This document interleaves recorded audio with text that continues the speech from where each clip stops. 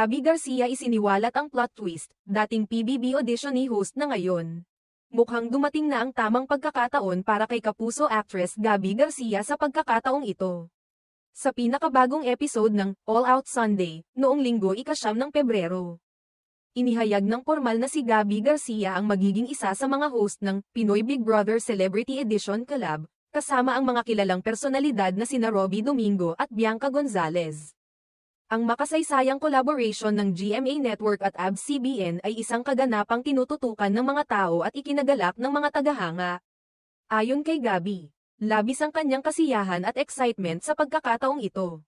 "I'm super excited. Biruin niyo, magkakaroon ng collab ang PBB. Grabe, this is history. And I'm to be part of history," pahayag ni Gabby sa kanyang segment. Kitang-kita sa kanyang mukha at pananalita ang tuwa sa bagong oportunidad na ito. Samantala,